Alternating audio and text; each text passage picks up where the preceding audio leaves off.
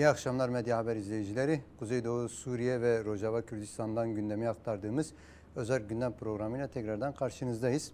Evet, 2014 yılının 3 Ağustos'unda yaşanan 74. fermanın üzerinden 11 yıl geçti.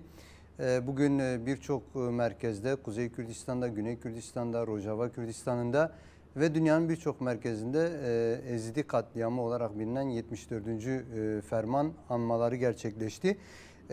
Geçen 11 yıl içerisinde özellikle Ezidiler bitti denilen noktada özerk yönetimle gerçekleştirilen Ezidi halkının iradesi Ezidiler için tarihte ilk defa bir umut ışığı oldu. Ve üzerinden 11 yıl geçmesine rağmen yine de acıları halen günümüzde devam ediyor. Bugün de o günlerin tanığı olan, özellikle sahada da o günleri yakından takip edip Rojava Kürdistan'ından Şengal katliamına dönük açılan koridor içerisinde yer alan gazeteci arkadaşımız Sinan Cudi ile beraber o süreci sizler için değerlendireceğiz ve bugüne olan yansımalarını kendisine sorup kendisinden cevaplar alacağız. Öncelikle yayınımıza hoş geldiniz Sinan arkadaş. Hoş bulduk, teşekkür ederim. Evet, bizim için tabii çok aslında acılarla da dolu bir gün ve üzerinden geçen 11 yılın ardından büyük tecrübe ve büyük direnişlerle de karşılaştığımız ve andığımız bir gün. Bu anlamıyla şöyle başlamak istiyorum. 3 Ağustos 2014'te gerçekten ne oldu, ne yaşandı? Tabii. Öncelikle ben 3 Ağustos 2014'te başlayan Ezidi katliamı, soykırımı neticesinde yaşamını yitiren bütün Ezidi Kürtlerinin, Ezidi Kürtlerini korumak için özellikle muazzam bir çaba sahibi olan HPG, YPG ve YPJ güçlerinden şehit düşenleri saygı ve minnetle anıyorum. Yine binlerce kayıp, ailesinden koparılmış genç kızlar, çocuklar halen var. Akıbeti bilinmeyen binlerce insan daha söz konusu. Onları da burada ekranlarınız aracılığıyla unutulmaması gerektiğini altını çizerek selamlarımızı iletiyoruz. Ezidi direnişi gerçekten, Şengal direnişi 21. yüzyılın belki de en görkemli direnişlerinden bir tanesi oldu. Birçok yönü var. 3 Ağustos aslında 3 Ağustos'ta başlamadı. Zaten Ezidi Kürtlerinin tarih boyunca yaşadığı katliamlar ve fermanlar zaten ismen, sayı olarak artık adlandırılıyor. İsimler bir kenara bırakıldı, yaşanan acılar bir kenara bırakıldı. Ama 74. fermana kadar geldik denildi. Şimdi aslında bu sürecin başlangıç noktasını biz 2007'ye uzatmak zorundayız. İlkin aslında Önder Apo bu konunun altını çizmiş, Ezidilere, Şengal'e yönelik saldırılan olabileceğinin altını çizmiş. Bu anlamıyla daha 2005-6'larda orta kuşak dediğimiz, orta alan dediğimiz İran, bu bölgesini, özellikle Şengal'in de içine yer aldığı bu bölgenin korunması gerektiğini belirtmişti. 15 Ağustos 2007 tarihinde Şengal'de 2 bomba yüklü araç patlatılmış ve yüzlerce Ezidi katledilmişti. Aslında bu saldırılar 2014'te başlayan saldırıların startı aslında o dönemden verilmiştir diyebiliriz. Özellikle 2003'te İrak'ın işgali ardından Sünni ve Şia mezhepleri üzerinden Irak'ta yaratılan bu karmaşa ve kaos ortamında Sünni, cihadist, selefist örgütlenmelerin güçlendirilmesi, bu anlamıyla burada hakim kılınmasına yönelik bir siyaset izlendi.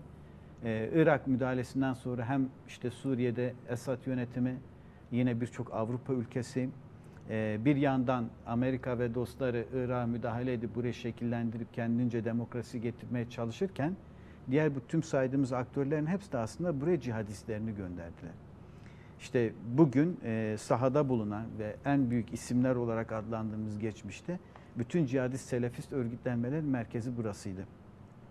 O dönemden beri aslında bilinçli bir şekilde, aslında Osmanlı'nın son dönemlerinden beri var aslında bu, ama bir genel olarak Ezidi Kürtlerini kuşatma, yok etme, bastırma, mümkünse içini boşaltarak dejenere etme gibi politikalar sürdürüldü. Bu dönem işte önce Osmanlı Devleti'nin son dönemlerinde yapıldı.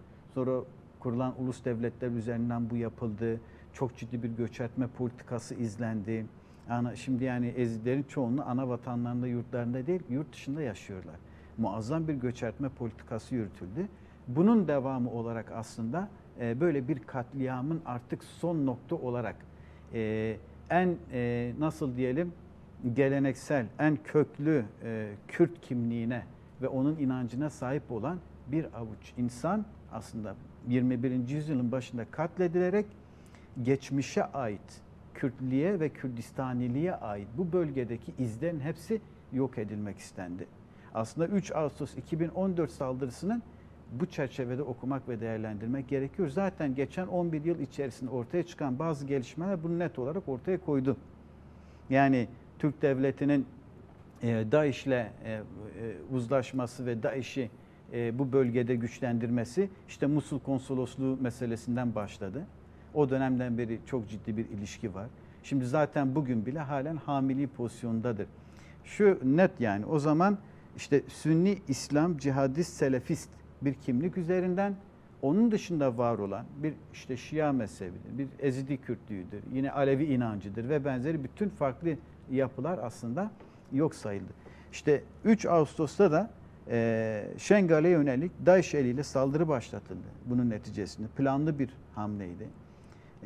Aslında bir yandan 19 Temmuz 2012 devriminin bölgede Rojava ve sınır hattında yarattığı etkinin kırılmasına yönelik Güney Kürdistan'dan ve Irak'tan yürütülen baskılamanın da bir devamıdır.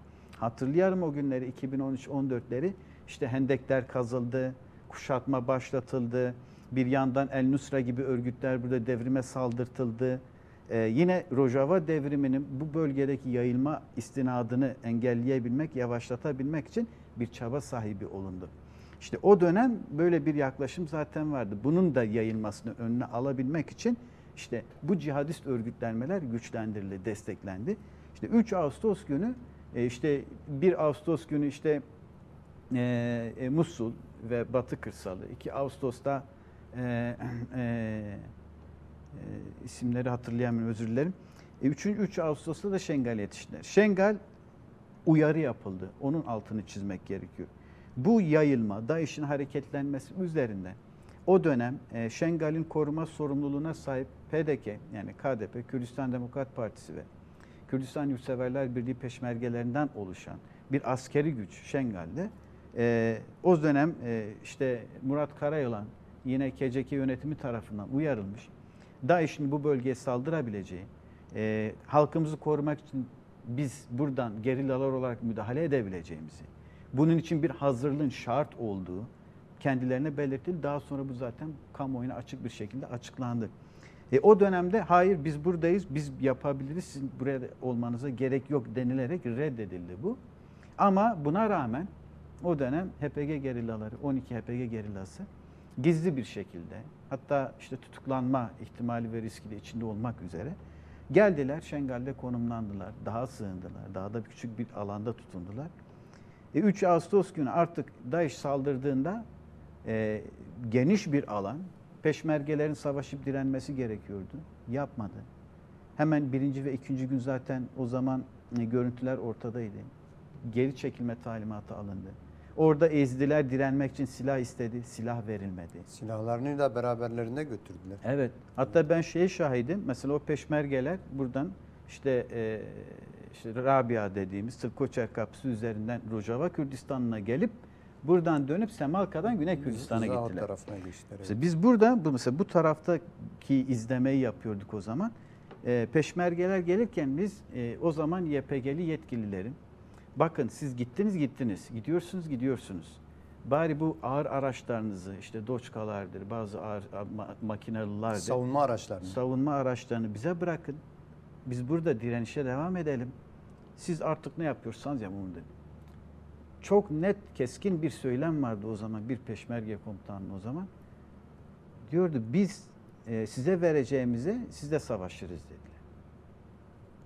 Yani DAEŞ'e karşı kullanmadığı silahları YPG güçlerine karşı kullanacak. Tabii. Çok net. Yani oradan Ezidi halkını orada yüzüstü bıraktılar. silahlarıyla çıktılar geldiler. Burada koridor açıldı. Onların güvenliği bir şekilde bak Rojava Kürdistanı üzerinden hatta getirildi. Hat üzerinden Tırkoçer'den işte M4 yoluna oradan Rimelan'a, Rimelan'ın içerisinden Gırkel'e gelen döndürüldü. Güvenli bir şekilde işte Semalka kapısına kadar götürüldü. Bunca uzun bir yol içerisinde yüzlerce araçlık konvoy, binlerce peşmerge ve silah burada bırakılmadı. Orada Ezdilerin kendisi istedi, Ezdilere de verilmedi. Hatta çok dikkat çekici bir gelişme de o zaman. Hemen bu gelişmelerin öncesinde o bölgede işte peşmergeler yeni düzenleme adı altında tıpkı bugünün Suriye'sine benzer bir şekilde herkesin elinde silah olmasına gerek yoktur denilerek silahlar toplanmaya başlandı. Ezdilerin elindeki Tabii. silahlar. Evet. Köylerden silahlar toplandı kamyon kamyon. İşte biz buradayız zaten. Peşmergeler burada ağır araçtan var. Siz bir kleşle neye direneceksiniz de bir şey olmaz ki. Biz buradayız. Sizin koruma gücünüz dediler. İşte o dönem açısından yani bu karmaşa içerisinde 3 Ağustos'taki bu müdahale ek olarak YPG ve YPJ'nin DAEŞ ve de El-Nusra riski ve tehdidine rağmen o dönem bu kadar geniş bir alanda örgütlenmemişti zaten. Afrin saldırı altındaydı. Kobani saldırı altındaydı. Tüm bu sınır hattı Kamışlı'nın hemen 10 kilometre güneyinden tutalım. Tılhams, Tılberak bölgesinin hepsi hattı. Tılkoçer'in bir bölgesi de güney hattı. Rimelan. O bölgelerin hepsi de sınır hattıydı ve korunmaya ihtiyaç yerler vardı. Evet. O dönem yani 2 senelik tecrübe içerisinde YPG de o kadar büyümemişti. Ama o zaman ilkin yapılan şey hemen 3 Ağustos'un akşamı burada güç alındı, toplandı, hazırlandı. Zaten HPG güçleri oradaydı. Dağdan gruplar geldi, indiler. İşte onlar da tekrar aynı nasıl peşmergeler gittiyse onlar da aynı dağdan indiler. Geldiler işte Semalka kapısı ya da o sınır hattı boyunca işte geldiler. Rojava'ya girdiler. Rojava'dan hiç durmadılar. Gittiler Cezayir. Tılkoçer'e oradan Şengal Dağı'na ulaşmak için çatışa direne gittiler. Yani onu biliyoruz. 3 Ağustos, 4 Ağustos akşamı ve 5 Ağustos'a kadar o bölgede çok yoğun çatışmalar da yaşandı. Yani sırf orada bir koridor açabilmek, orada 12 gerillanın güvencesinde ya da onun denetiminde dağa sığınan yüz binlerce insanı koruyabilmek ve Rojava Kürdistan'ına geçirebilmek için çatışa orada bir koridor açıldı. Koridor dediğimizde öyle çok geniş bir coğrafya değil yani. Bir yol hattı. Hep sadece bir yol. Yani yolun sağından ve solundan toplam derinliği 1 kilometre bile yok. Bazı yerler 300-400 metreye kadar. Bu tarafın senin IŞİD, bu tarafın IŞİD. Ortada bir yol var.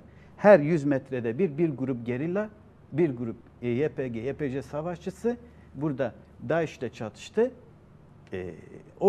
Buradan işte özerk yönetim, Kuzey ve Doğu Suriye özerk yönetim yetkilileri, kamyonlar, su tankerleri, yiyecek konvoylarıyla buradan gitti. Direne, çatışa, özveriyle, toz toprak içerisinde. Yani eminim yani o zaman böyle dünyanın en zorlu bir ortamında, çatışma ve savaş ortamında yapılabilen en büyük tahliye hareketiydi aynı zamanda. Yani 4 gün içerisinde 200 bin üzerinde insan kurtuldu orada. 250 bin civarında. Sonradan bazıları geri döndü. Şengal'de konumlandılar, Y5'e katıldılar ve benzeri. Ama bazıları burada Rojava'da kamplarda kaldı bir süre. Tabii. Evet. Burada hemen zaten gelir gelmez burada yapılabilecek. Zaten burası da kuşatma altındaydı. Çok öyle verilebilecek bir şey yoktu ama işte bu nasıl bu sonunda Şehba'dan gelenler için bir seferberlik ilan edildi. Herkes evinde, yanında, sağında, solunda, boğazında ne varsa bir parçasını alıp onlara verdi. O dönem açısından da böyle bir atmosfer vardı net olarak. Yani tabii ki çok etkileyici bir süreçti. Duygusal anlamda zordu, askeri anlamda zordu. Ama direniş çok güzeldi, güçlüydü. Küçük çocuklar, büyük anneler, nineler, herkes kendinden bir şeyler vererek kendinden bir parça olarak addettiği, hatta hepsini kökeni olarak, tüm Kürtlüğün kökeni olarak addedilen Ezidiliği koruyabilmek kuşatma altındaki bir halkı oradan özgürleştirebilmek için muazzam bir direniş sergiledi. Ben de tam o noktaya gelmek istiyorum. Yani direniş noktasına. Şimdi bahsettiniz aslında. Öncesinden Şengal ve Ezdiler üzerine bir katliam planlaması vardı. Bazı girişimler olmuştu. Yani aslında fermanın ayak sesleri geliyordu. Buna karşı Ezdi toplumunu savunmasız bırakmaya dönük girişimler de vardı. Ama işte 3 Ağustos günü öylesi bir şey gelişti. Yani bir katliam gelişti, gerçekleşti. Ezdi halkı geçen 73 katliamın sonucunda böyle bir inançsızlık, böyle bir aslında nasıl yani kaybetmişlik duygusu da yaşıyordu aslında. Ve bu katliam büyük bir şey de yarattı, belirttiğiniz duygusal bir ortam da yarattı. Ama sonuçta bir direniş noktası başladı. Yani bir direnişe inanma, yani eğer kalırsak başarabiliriz, kalırsak direnebiliriz havası. O kıvılcım nasıl yaşandı? Yani halkın içinde, özellikle Ezdi toplumu içerisinde o direnişe inanç nasıl gelişti? O anda, o 3 günlük süre içerisinde. Yani tabii ki çok bir şok yaşadı Ezdi toplumu. Tüm Kürtler bir şok yaşadı aslında. Yani ihanete uğramanın acısı farklıdır. Yani arkandan vurulma hissi çok farklı bir şeydir. Hep amiyane bir söz vardı, herkes kullanır. Diyor, Tanrım sen beni dostlarımdan koru, düşmanlarımdan korunmasını ben bilirim. Hele bir de kanından, canından, milletinden birinin seni koruyacağım diyerek orada bulunan birinin seni bırakıp gitmesi ve seni katliamla yüz yüze bırakması ve sonuçları halen belli olmayan, istatistikleri çıkarılamayan bir soykırıma maruz kalmak çok başka bir şeydir. O yüzden Ezdi toplumunun yaşadığı şoku toplumsal olarak, psikolojik olarak iyi anlamak, bilmek gerekiyor. Bir de demin de söylediğim gibi yani bunca uzun bir tarih boyunca sürekli katledilme hafızası da buna eklendiği zaman tabii ki ayağa kalkıp direnebilmek, kendi ayakları üzerinde sadece bazı ilkelere bağlı kalarak yaşayabilmek kolay değil. Mesela o dönem, o günlerdeydi mesela biz tam Şengal Dağı'nın yukarısında Çılmera diye bir nokta var. Geçmiş zamanlarda işte Saddam da orada üs kurmuş, Amerika'da gelmiş orada üs kurmuş, bilmem kimler de gelmiş orada üs kurmuş. Stratejik bir noktadır yani. Tabii Ezidiler açısından da inanç olarak önemli bir nokta. Oradaydık, bir tane Ezidi geldi yanımıza oturdu. Güneşten yanmış, ailesini kaybetmiş birçok. Onun söylediği bir şey vardı. Diyordu biz bugüne kadar diyordu aslında bu başımıza geleni hak ettik. Dedim nasıl yani, nasıl hak ettik? Diyor biz bildik inandık ki para her şeyi çözer. Biz bildik inandık ki gerçekten KDP bizi korur. Biz bildik ve inandık ki ve o yüzden her şeyimizi onlara verdik ve onlara kucak açtık. O çok önemli bir tespit. Şimdi ondan sonra bu kırıldıktan sonra yani kendince belirlediğin tek dal, o dönem bu öz eleştiride de görüldüğü üzere kırıldığı zaman artık sen boşluktasın. Ne yapacaksın? Ama onun yanında bir de bir direniş var. Önder Apınas'ın derviş için hani bir şiir yazdı ya işte. Ona benzer 12 havari, 12 savaşçı süvari. Yani belki hani çok methedildiği, abartıldığı söyleniyor bu ama Şengal coğrafyasını görseniz, bilseniz mesela tanımayanlar açısından söylüyorum. Çok mantıklı bir şeydi. Yani bazı eski hikayelerde var ya bir tane adam gelir bir tane taşın üzerinde dur bırakmaz oradan ordu geçsin. Şengal öyle bir yerdi yani. Bir tepe, bir yol, bir yolun üzerine aşağıdan gelen on binlerce insan var yani. Onun peşine vermiş DAEŞ'liler var. Sen onları durduruyorsun. Ve halk güvenli bir şekilde geliyor. Ve bunu da görüyor. Aşağıda ona ihanet edeni de görüyor. O dağda kendisi için yaşamını ortaya koyan gençleri de görüyor. Şimdi bu önemliydi. Ve de şöyle bir çağrı. O 12 genç ilk 2 gün içerisinde o direnişi gerçekleştirdiğinde işte Dilşer öncülüğündeydi. O da daha sonra zaten Kürdistan dağlarında şehit düştü. Bu vesileyle onu da analım tekrar. Muazzam bir komutan. Mesela o herkese de bir de diyor gitmeyin. Savaşabilecekler yanında dursun. Agit Civyan. O da öyle. Mesela biz 9-10 Ağustos'ta mesela yukarıdaydık, birlikte kaldık mesela. Gençler toplanıyor. Biz kalabilir miyiz? Gel. Silah var mı? Yok, olmasın, sorun değil. Gel. Yani sen bunu yap, şunu yap, sen bunu. Bir örgütlenmenin içerisine girildi kısa bir sürede. Ama aynı zamanda yüzlerce insan, binlerce insan da geçiriliyor. Kamyonlarla, yürüyerek, at sırtında, eşek sırtında, biri birini kucağına alarak. Ama trajedik, ama bir yandan da bir yaşama tutunma, direnme çabası da var orada. Varlığını koruma mücadelesi. Tabii Rojava'ya gelenler oldu. Mesela ilk burada Şirik diye bir bölge vardı. İlk mesela Yezdilerin yani gelip işte biz geldik buraya ama bizim aklımız orada, ne yapalım? Hemen silah öğrenmek istiyoruz. 4. 5. gün daha. Yani bu katliamdan çıkmışsın, aradan bir şey geçmemiş. Silah eğitimi açıldı burada. Birlikler örgütlendirildi. Ve onlar daha 10. gün dolmadan geri gittiler Şengal'e. Böyle bir sirkülasyon yaşandı. Böylece hızlı bir şekilde mobilize olabilen, hemen kendini örgütleyebilen. Bu tabii ki HPG gerillalarının, YPG-YPŞ savaşçılarının ve bu hareketin yöneticilerinin öngörüsü ve çabasıyla oldu. Bu Ezidilerde geçmişte işte zulme karşı direnme, ayakta durabilmek, varlığını koruyabilme hissi ve refleksiyle birleştiği için çok güçlü bir şekilde bu soykırıma karşı direnişe geçebildi tabii ki. Evet. Tabii bu direniş bugüne getirdi. Şu ana kadar da halen Şengal'de Ezidi halkı kendi iradesiyle, kendi savunma gücüyle, kendi yönetim birimleriyle kendi varlığını devam ediyor. Ama hani o ilk belirttiğimiz ferman öncesi siyaset bugün ne kadar aşılmış? Özellikle KDP açısından, Irak açısından ne kadar açılmış ve aşılan boyutlar yani nasıl? Yani bugün mevcut Irak ve KDP politikası Şengal'i yeni bir katliama karşı gerçekten koruyabilir mi? Yani mevcut olası bir katliam diyelim yani, tabii. Hayır, yok. Yani çok net bir şekilde yani Orta Doğu'da azınlıkların, halkların, toplumların ve toplulukların devletler tarafından korunabilme durumu söz konusu değil. Bunu tarihte çok gördük. Günübirlik yaşıyoruz. Ezdi halkının işte 11 sene önce yaşadığı durum bunun net ifadesidir.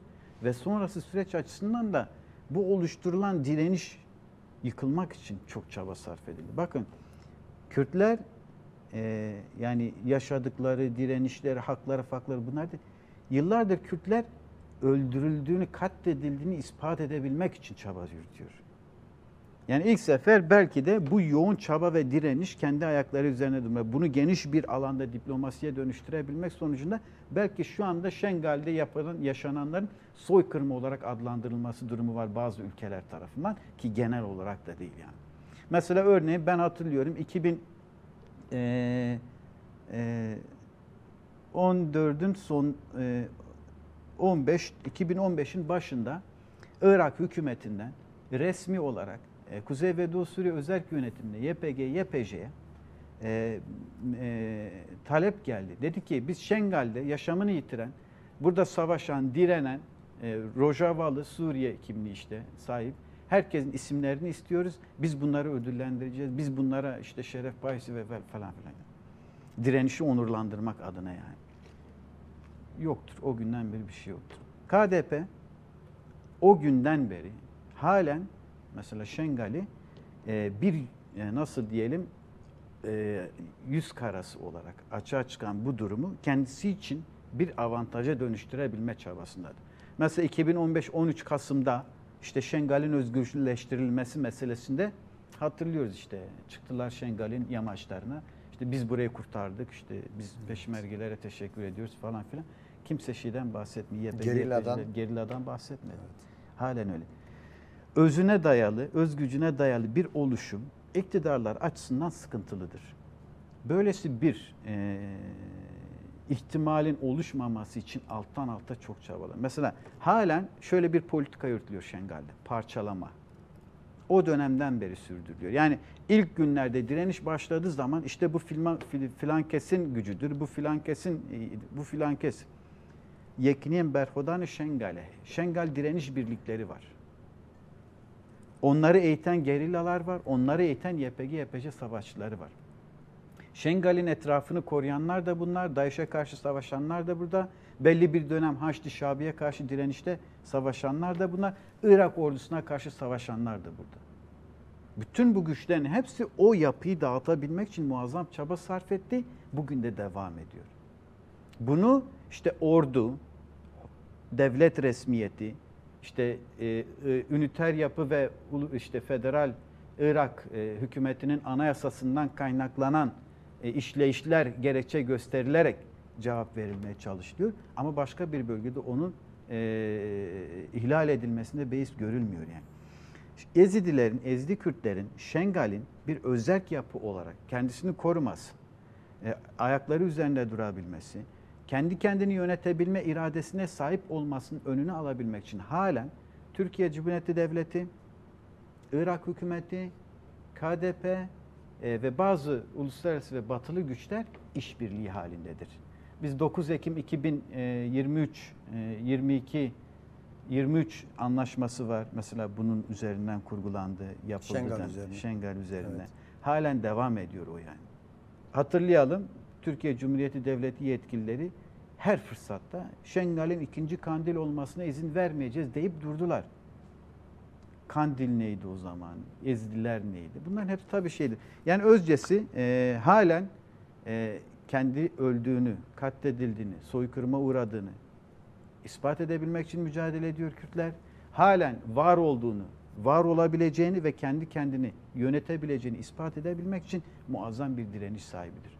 Şengal ve Ezidilerin durumu halen böyledir.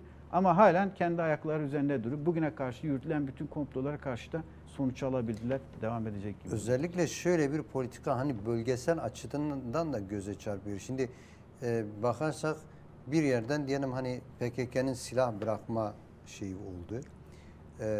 Onun arkasından şu anda KSD'ye çok fazla silah bırakma dayatılıyor. Suriye hükümeti, geçici Suriye hükümeti diyelim, HTŞ'ye bağlı. Habire Suriye'de kontrol dışı güçlerin silahlarını bırakması, işte Suvede'ye en fazla bu dayatılıyor. Şimdi Irak'ta Güney Kürdistan üzerinden Şengal'e böylesi bir silah bırakma dayatması var. Şimdi dikkat edersek özellikle Orta Doğu genelinde şöyle bir denklem göze çarpıyor. Yani direniş odaklarını silahsızlandırma.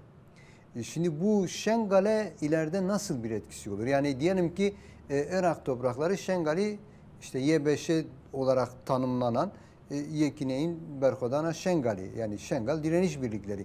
Bunları silahlandırırsa, ki dün yanılmıyorsam bir açıklama olmuştu. Diyordu Şengal'deki özerk yönetim Irak için silahlı grupların varlığı açısından tehdit unsurudur. Şimdi eğer böyle bir silahsızlandırma olursa Şengal'in gelecekteki güvencesi nedir? Veya Şengal'i nasıl bir tehlike bekliyor?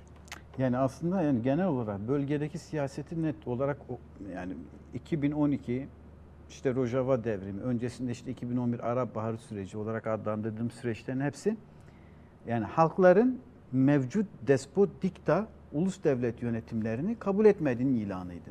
Kendi alternatiflerini oluşturdu bu anlamıyla. Bunu neye dayandırdı? On binlerce yıllık tarihsel toplumsal gerçekliğine, kültürüne, geleneğine dayandırdı. Yani bu coğrafyada halklar bir arada yaşayabildi, birbirleriyle alıp verebildi, özgür bir ortamda yaşayabildi.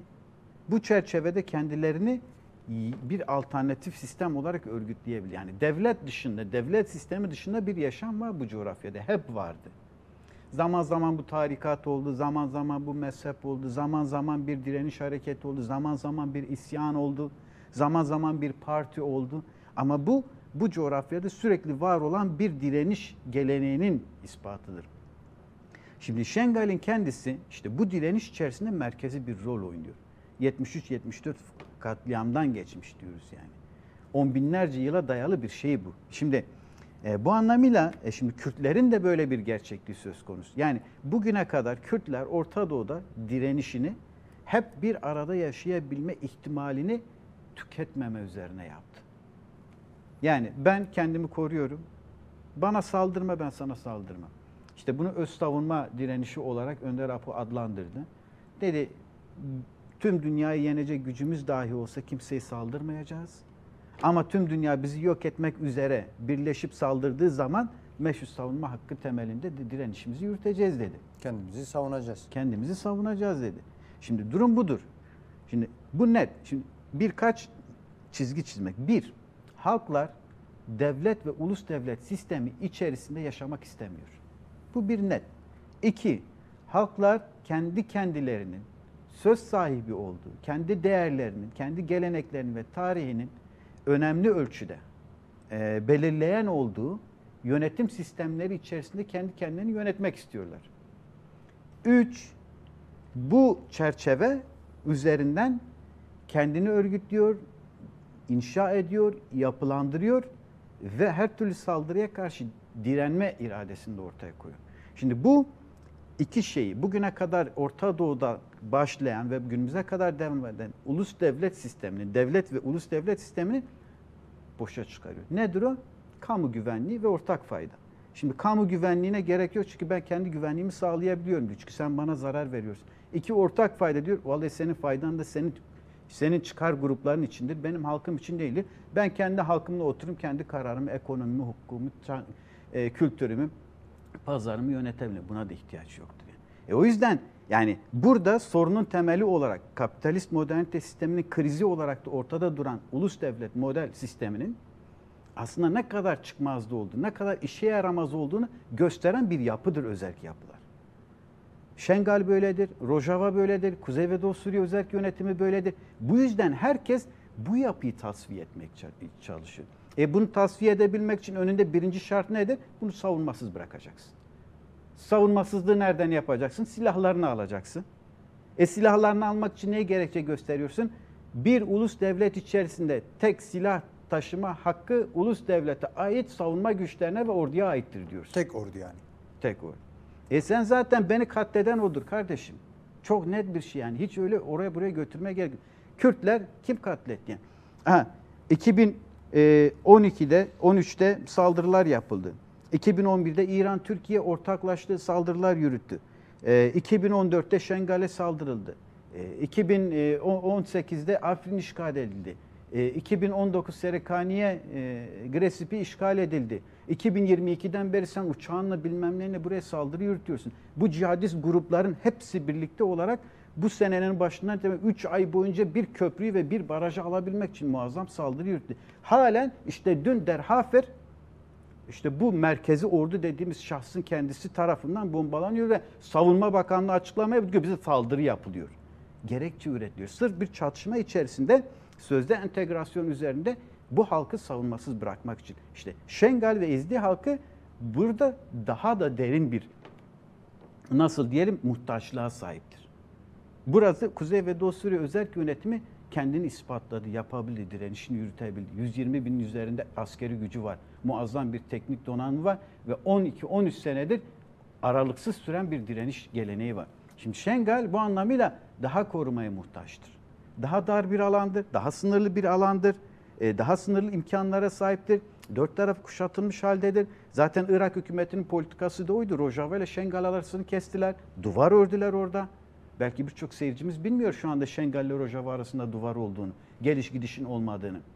Onlarca kez Tılkoçer ve Ceza'dan bu iki alan içerisinde bir gidiş gelişin olması için talepte bulunuldu. Hem bu taraftan hem bu taraftan kabul edilmedi. Halen kapı açılmış değil. Açılmış Rabia değil kapısı. yani. Buranın hilafını.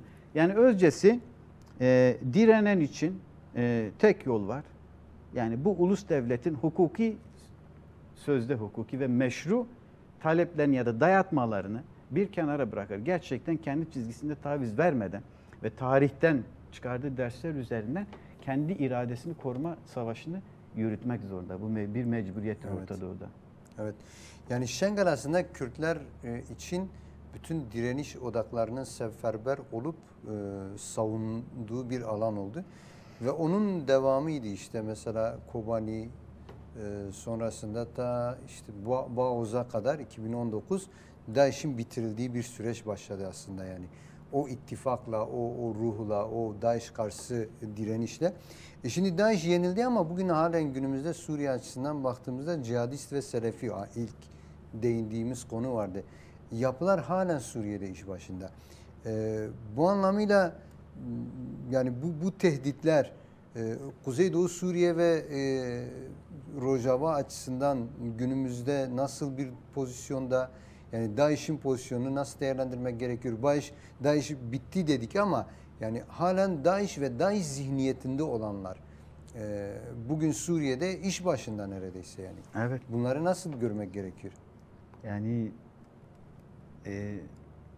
şimdi bu savaşın, özellikle bu direniş noktasının en önemli dönüm noktalarından bir tanesi Ceza Savaşı'ydı. 19 Ağustos günü başladı. İkinci kere koridor kesildi. Ondan sonra Ceza muazzam bir saldırı altında kaldı. Ceza dediğimiz yer bir köyle bir köy kadar bir yer. Yani Nahiyeye yakın. toplam hane sayısı yani 100-150 bile değil. Böyle küçücük bir yer ama hani birkaç yolun birleşeni olduğu için böyle bir nahiye statüsüne büründürülmüş bir mekan yer. DAEŞ ile YPG savaşçıları arasındaki mesafe, çatışmanın olduğu, yoğun çatışmanın olduğu yerde 1-1,5 kilometrelik yerdir.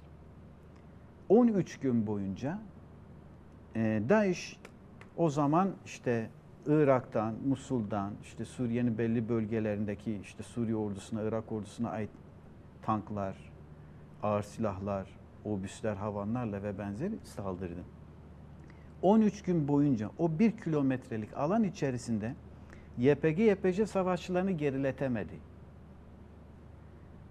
Aslında Rojava direnişinin, işte sonrasındaki Kobani'nin, sonrakinde bütün savaşların kader belirleyen noktası orası oldu. Ceza, o 13 gün.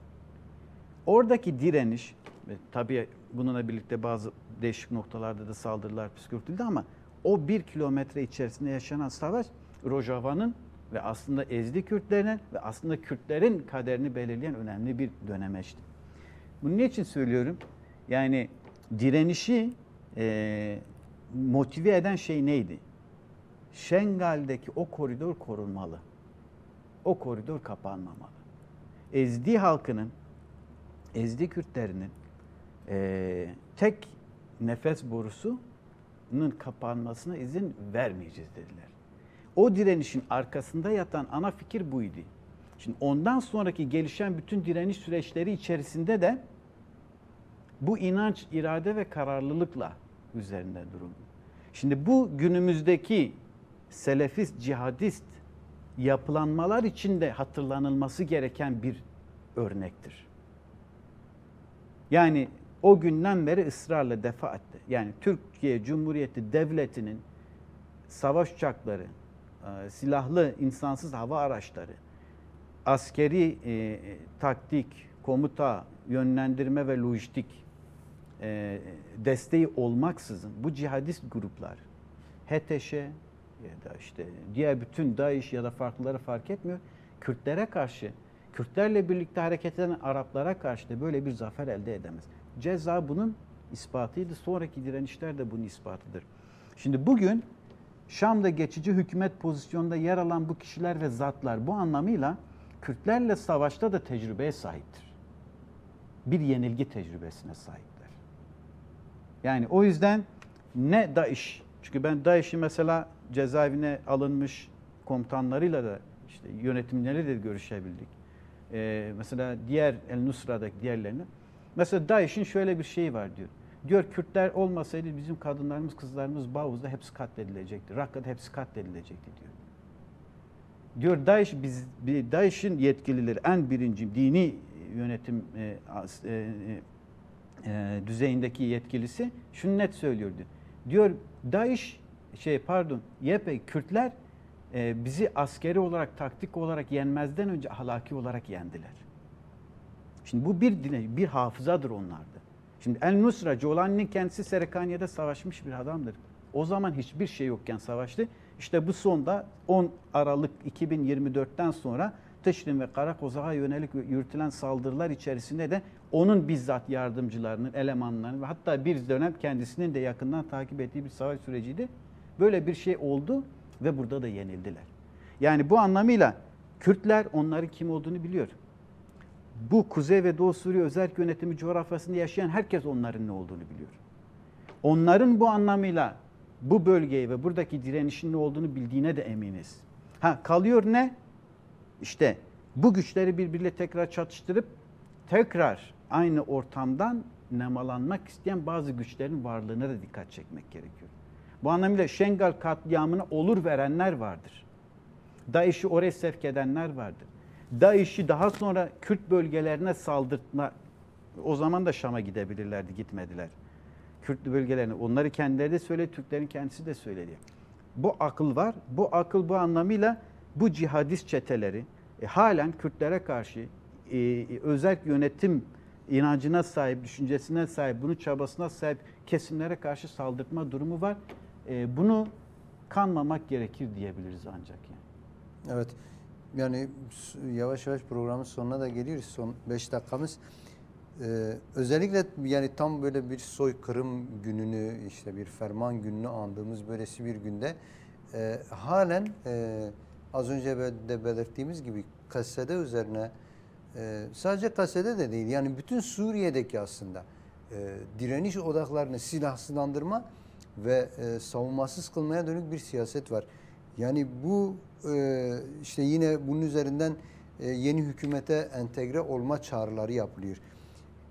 Böylesi bir süreçte silah bırakmak ve bu şekilde entegre olma, yani onların anladığı biçimiyle mevcut cihadist yapılanmalara entegre olmak Suriye'deki halklar açısından ne anlam ifade eder?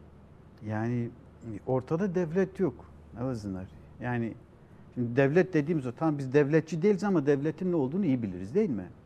Yani Önder Apo söyledi, çok güzel bir lafıdır. Devleti yönetmek ciddiyet ister der. Ciddiyet de kendinle bazı meziyetleri gerektirir. Şimdi bunun işte uluslararası hukuk bazında düşünürsek, şimdi bir devletin devlet olabilmesi için gerekli bazı şartlar vardır. Şimdi bunlar yok ortada. Tekrar söyleyeyim, bir devlet savunma gibi bir derdimiz yok ama ortada bir devlet yok. Bir anayasa yok. Şimdi bu ülkenin vatandaşları tarafından kabul edilmiş, onaylanmış bir anayasa yok. Bu anayasa çerçevesinde oluşturulmuş kanunlar yok. Bu kanunlar üzerinden oluşturulmuş kurumlar yok. Bu kurumların işleyiş sistemi yok. Bu anlamıyla bunların yönetiminde söz sahibi olan ortak demokratik bir düşünce yok. Bu anlamıyla böyle bir şey ortada yok. Sen neye entegre olacaksın? Ben diyorum ki o DAEŞ'tir, o cihadisttir, o selefisttir. Benim başımı kesmek istiyor. Her gün bas bağırıyor ekranlarda. Diyor ki ben geleceğim Kamışlı'yı katledeceğim. Ben Alevileri katledeceğim. Ben Dürzileri katledeceğim. Ben benden olmayan herkesi katledeceğim. Arapları da katlediyorlar yani. Bunu hiç unutmayalım yani. Sünni Arapların yarısı korkuyor artık onlardan. O gün Bab'da bir tane Arap sanatçı, şarkıcı gittiler, ne yaptılar? Ekranlarda göründü yani. Daha önce bunu Alevi mıntıkasında, daha önce bunu Şam'da yaptılar. Şam'da lokanta bastılar. Orada düğün bastılar. Kilise bombalandı. Kilise bombalandı. Kendinden olmayan herkese saldıran bir güruh var. Şimdi ben yani evden çıkanın geri dönme garantisinin olmadığı bir ortamda benim tek güvencem olan şeyi teslim etmemi beklemek, işte en son İlham Ahmet'in yaptığı bir açıklama var. Bize öl demektir. Bu dayatma ölmemi istiyorsun anlamına geliyor. O yüzden bunu dillendiren herkesin de böyle bir isteğinin ya da niyetinin olduğunu bilmek, görmek gerekiyor. Yani diyor ki Dürzi yaşamasın, Alevi yaşamasın, Kürt yaşamasın, Hristiyan yaşamasın, Ezidi yaşamasın, farklılık olmasın. Sadece cihadist, selefist, işte Sünni Arap kimliğine sahip, o da çok dar bir Sünni Arap'ı, onu parantez içerisine almak gerekiyor. Benden olmayan hiç kimse yaşamasın diyor, böyle bir konsept var. O yüzden de ne kasedeni, yani ben en azından konuşabildiğimiz, ilişki içerisinde bulduğumuz askeri yetkililer ya da sivil yetkililer ki zaten kamuoyuna da açıklamalarda yapıyorlar ama hani buna ek olarak bu tanıklığımızı da paylaşabiliriz sevgili izleyicilerimizle. Kasedenin böyle bir niyeti yok, böyle bir gündemi yok. Herhangi bir savunma gücünün ya da herhangi bir özel yönetim kurumunun bu şartlar olmaksızın anayasa, demokratik anayasa, halkın kabul ettiği bir yasa olmadan böylesi bir geçiş ya da bir entegrasyon sürecine girmeyeceğini bilmeleri gerekiyor. Bu %100 düzeyinde net bir olgudur. Evet. Gazeteci arkadaşımız Sinan Cüdi böylesi bir günde hem duygular hem de düşünsel anlamda geleceğe dönük perspektifler açısından da böyle önemli bir günde bizimle olduğunuz için çok teşekkür ederiz. Ben teşekkür ederim. Medya Haber izleyicileri, bu akşamki programımızın da sonuna geldik. Önümüzdeki haftaya tekrardan buluşmak umuduyla hepinize iyi akşamlar.